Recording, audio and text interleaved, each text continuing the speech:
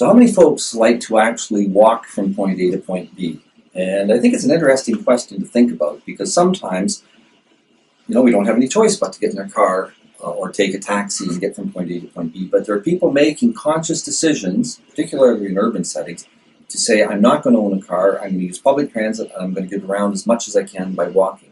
For many people in rural communities, that's not their reality. And we need to be thinking about what might be their reality and how might it connect to opportunities for walking or opportunities for cycling or what other means of personal transit you might use other than the automobile. So this week we're looking at active transportation and healthy rural communities. And I think probably if anyone was thinking, what is one of the core things we'll be doing within this course, in terms of looking at the built environment, active transportation would have been one of them. And it's a topic that has brought me in closest contacts with health units, did an active transportation plan for the County of Huron, and did another document that you'll be introduced to, which is entitled Get a Move On, and it will be a core component of the assignment that you do in terms of completing an active transportation plan. And lots of credit. We, of course, hired somebody to do, and this is just a little lesson for all of us, hired somebody to do the professional layout and design, and it is a wonderfully attractive document that I hope you find useful in using. Again, a link is provided to you online for that. So this week, looking at active transportation, encourage you, we've provided a website link to this slide here, which is Active Transportation, Health and Community Design, What is the Canadian Evidence Saying? And I think you'll find that a very useful document as we move forward. The course this week, videos, readings, and assignments as per every week. Assignment 3 is officially started with this week. We'll look at what is active transportation, what are some of the benefits, and what are some of the challenges for rural and small town communities. Again, that lens of rural and small town is what we want to be thinking about as we move forward. And as mentioned, this document, Get a Move On, and its connection to assignment number 3.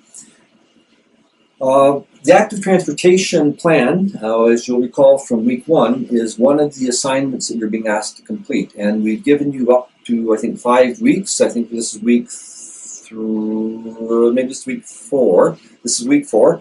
And I think we have through till week 8 to complete it. And I believe there's actually reading week in the midst of that as well. So this assignment is one of those projects we've identified that is intended to make it as realistic for you as possible. You take away a skill set, and again, I see planners working in this topic. It's a passionate people in public health. I think it's a really good mix, maybe as much as anything we'll talk about, that brings planners and public health officials together. So for the assignment, and again, you really do need to look at the course outline, because I've compressed this into 3 steps here. In the course outline, there's like a paragraph, if I recall correctly, for each of those 3 steps you want to look at. So if feasible, work in teams of 3 to 4. If that's not feasible, then we'll work out an arrangement for you, probably proceed individually. If you're based in New Zealand, Rhiannon, then you'll want to have a look at this on your own, I'm sure, and likewise for other parts of the country too. But if you can come together as a team, working with other people, my belief is several-fold. If you have more people, then it's probably more fun. I know working in teams can be challenging at times, but the way this is set up, it really invites people to get physically and actively involved in doing the assignment. I think it can be a real, dare I say, a blast in terms of going forward. So the 3 steps: review an existing active transportation plan, and if I had a copy of the course outline handy, I see one over there that my trusted assistant here is handing to me, which again, we're looking at week 3. And for that first step, that review of an existing active transportation plan, we're suggesting that be no more than 750 words.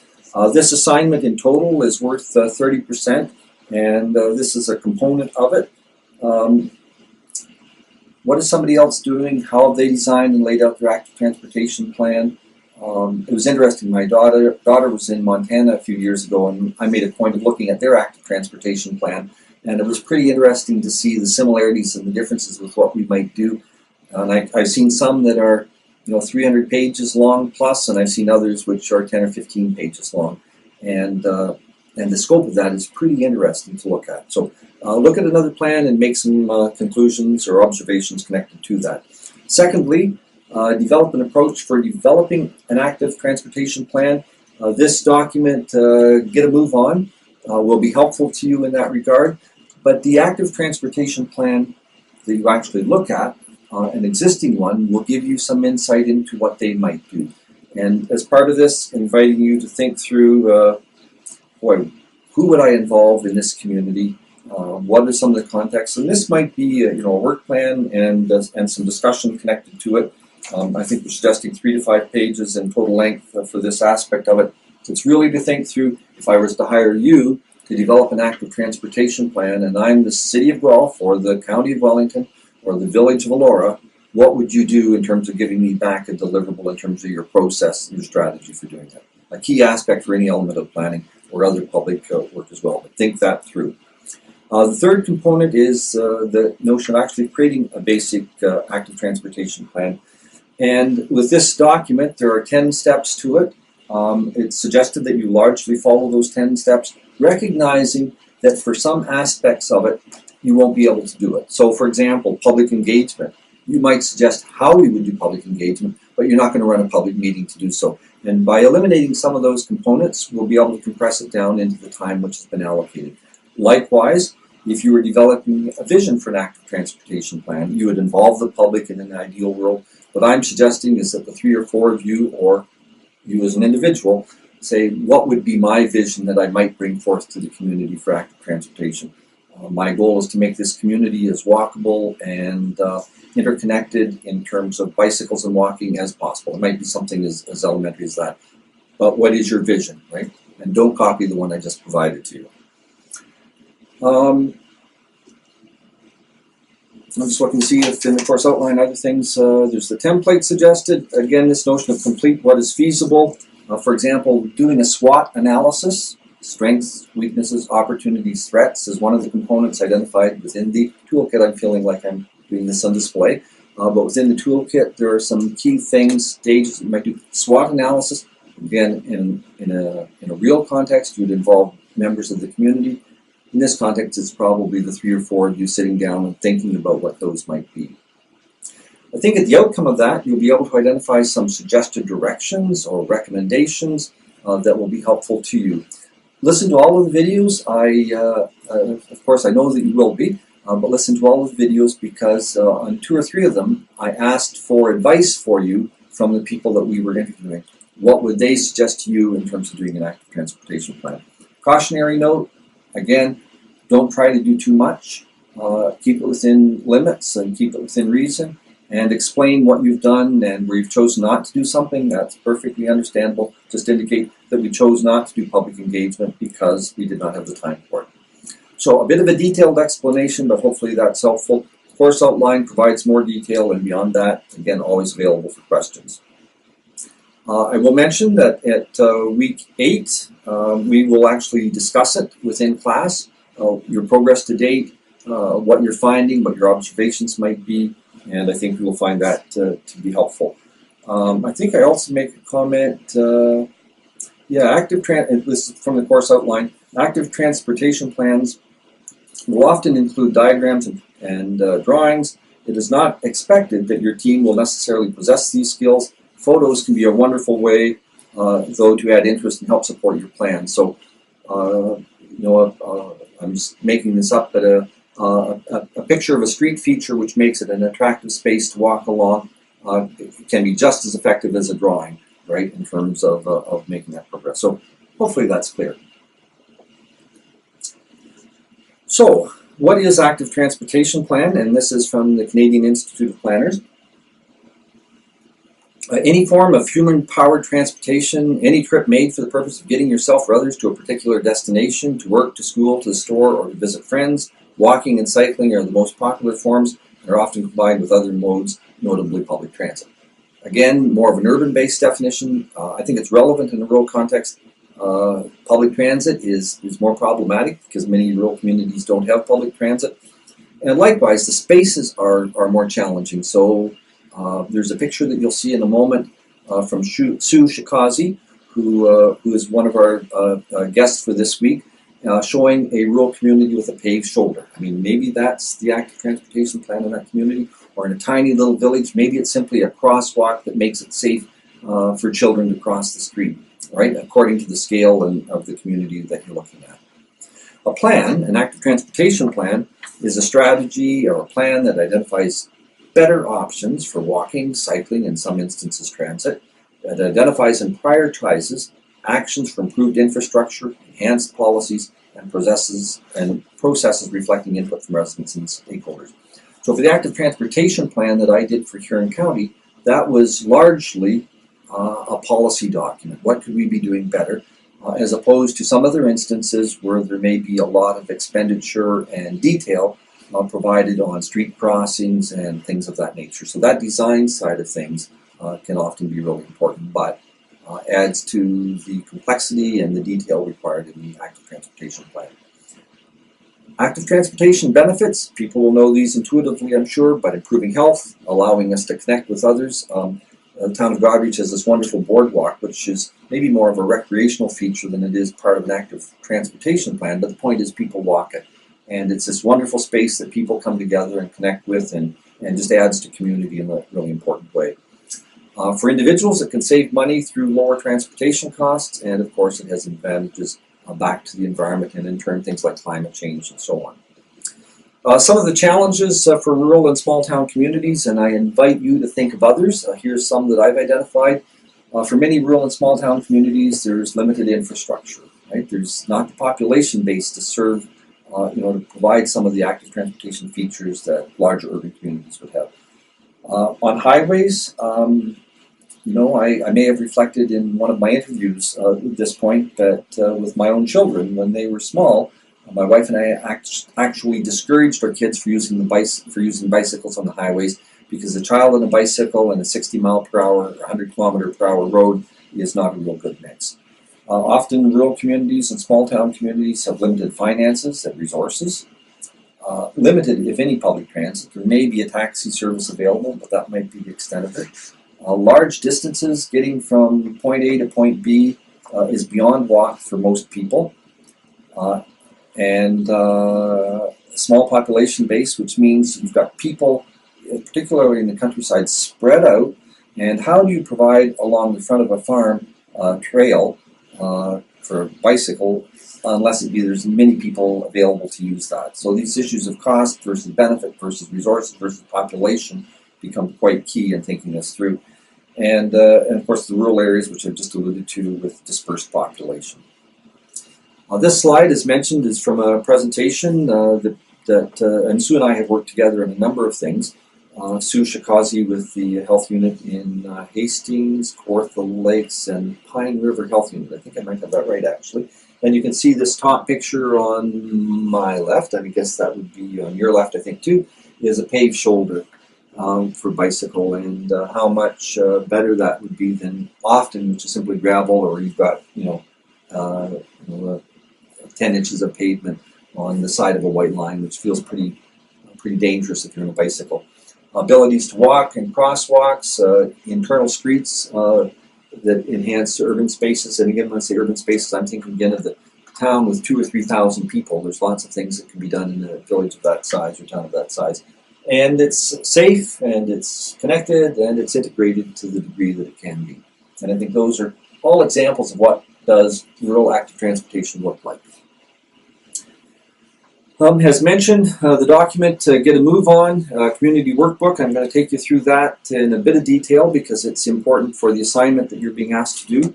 And why was the workbook created?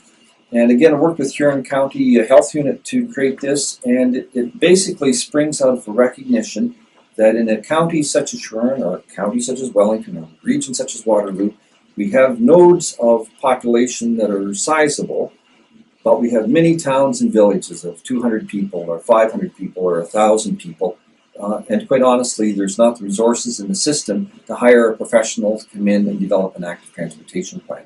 So our starting question was, what could the community do itself? What could leaders in the community, what could you as a student who lives in that community do for that community in terms of identifying active transportation? So we identified 10 steps that community could take on themselves. with leadership, perhaps from staff, but perhaps by individuals or service groups within the community in terms of identifying and developing an active transportation plan. And there's these 10 steps. Have a look at the picture. It'll show up in the corner of each of the next several slides, and it's how you might go about doing it. The 10 steps range from getting started and making some conscious decisions then, through to doing some research, through to getting approval if it's needed, to reviewing and celebrating. And we'll look at those in a bit of detail over the next half dozen slides. So step one is developing an active transportation plan. And there's two steps that we've identified there. One is getting started, which is simply to say, who's stepping into a leadership role, who do we want to encourage to get involved, and what are some of the key questions, what's the process we're going to follow, what are the resources that we might have, is it simply ourselves doing it, or are there others that we can engage as part of this? The local council might be leading it, but they might also be the group that you would look to for some resources.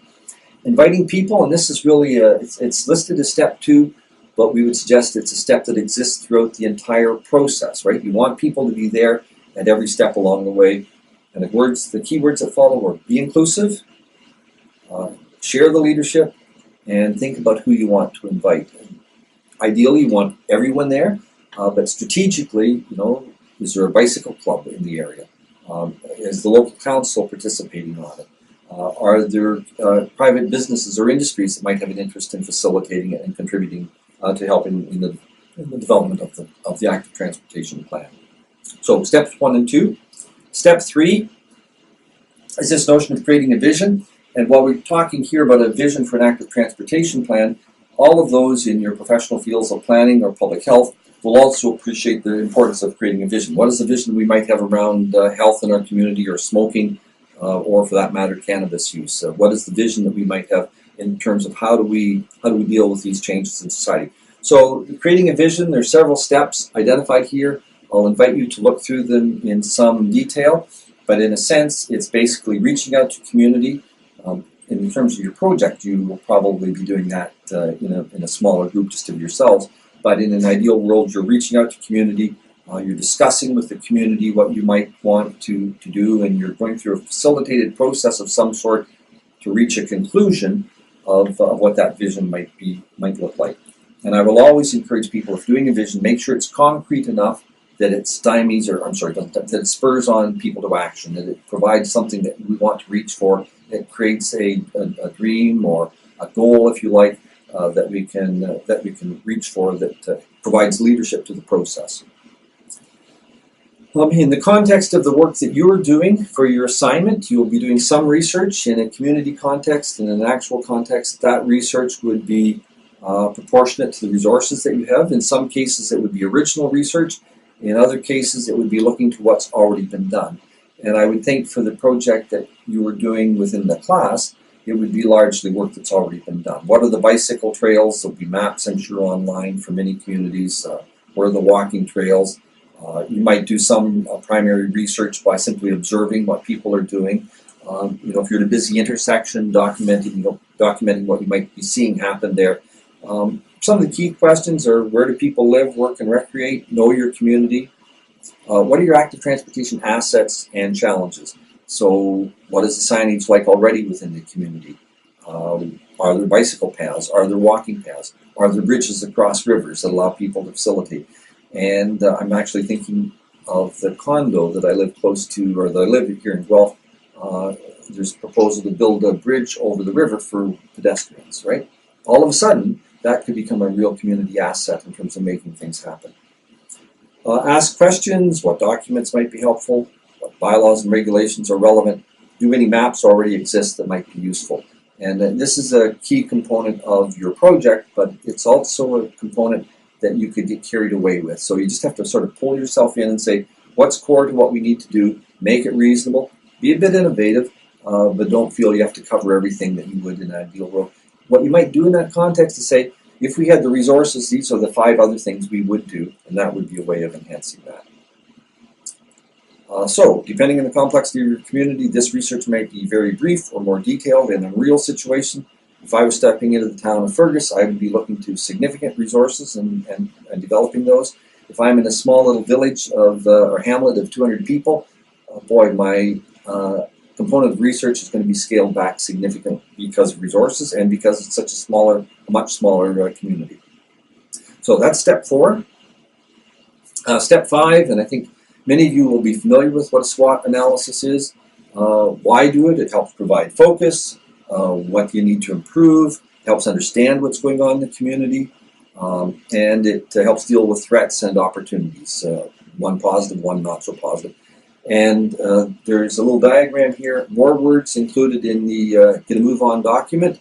And what is a strength, what is a weakness, what is a threat, and what's an opportunity? And to think those through strategically so that you can make some progress in terms of understanding what the needs are of this community in terms of active transportation. Create a plan, and this is a part, I suppose, where much of your effort will be within the assignment. In a community context, this is sort of the visible part that people see. But boy, it's an outcome of all of the work that's happened before that. So, the plan may or may not be lengthy in a community context, but if you've done good research, you've done good visioning, you've got good public engagement, this becomes relatively easy, even though it may or may not seem so at this stage. Some key questions: what's our vision? What do we have? What do we need to do to achieve the vision, which is all about the implementation, which is really key. Who's going to do it?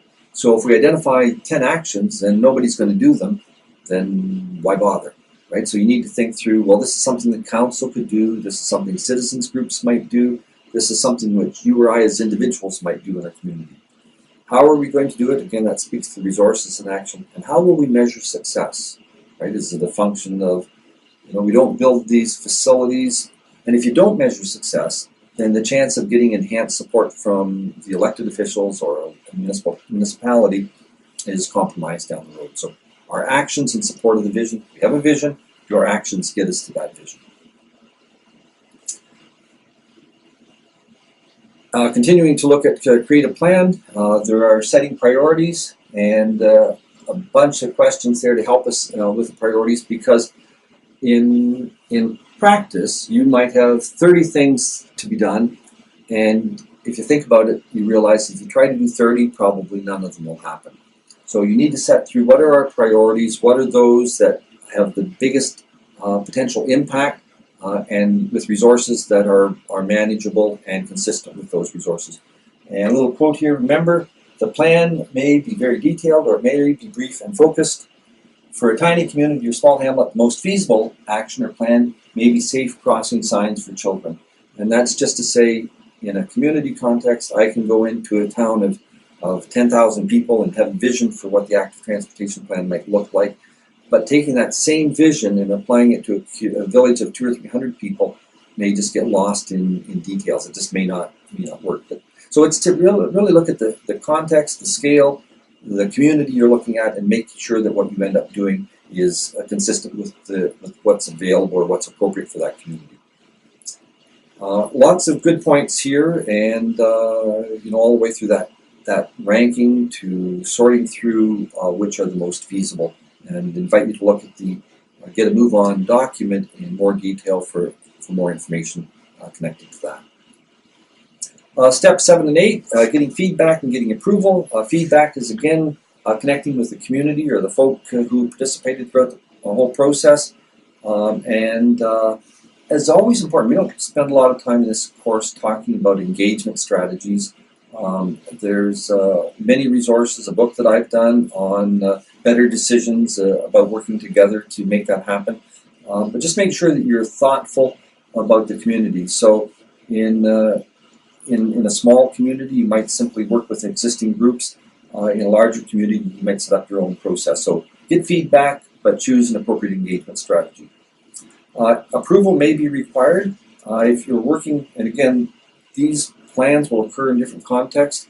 If it's facilitated or sponsored by a municipality, clearly you're going to need the municipality to buy into it. It may not be formal approval, but it may be received for action. But work with the municipality. Get approval if required. In some instances, it might be sponsored by a community group. I can see the Lions Club or the Kinsmen or the Kinspeople, however they're properly called these days, saying we'd like to invest our money that we raise into active transportation, well, in that case, you might have to go to a board of directors and get their approval and buy-in. The key thing is making sure that the appropriate people are involved so that it doesn't end up sitting on a shelf somewhere. Actions 9 and 10 is, action 9 is taking action, right? Having reviewed and identified your priorities, get the resources together, ensure the right people are at the table, move to take action, and a key thing, make sure appropriate standards and safety criteria are in place. And that means maybe working with local public works. Obviously, a crosswalk requires approval of the municipality, maybe the Ministry of Transportation, depending on where it might be, and it's not an easy thing to necessarily do. So you just need to make sure that you're not putting people's lives in any way at risk or contravening any policy that might be part of it. Final point is review and celebrate. An active transportation, like many planning initiatives, becomes successful if people have been involved. If people have been involved, then you need to make sure that they're thanked appropriately, that they feel part of the process, because if there's not the local buy-in and local support for it, then the chances of success in implementation are drastically reduced. So make sure people are involved, celebrate the success, choose something, and I think this is really important, choose something that is doable near the outset. So if you choose a grandiose scheme with reduced probability of success or implementation, then you run the risk of losing people in that process. So try to choose something that people can do and feel good about early on. So thank you for listening to that. I think it's a really interesting topic of active transportation. Next week, we'll have a very brief presentation on my part, and it's looking at community design, land use planning, and active transportation. The key component next week is to provide you actually with a little bit of time to make progress on your active transportation plan and have lesser commitments in terms of watching videos and lesser commitments in terms of readings to allow you both to catch up with anything you haven't yet completed, and secondly, to allow you to invest your energy and time in the assignment that's been assigned. So thanks for listening and have a great week.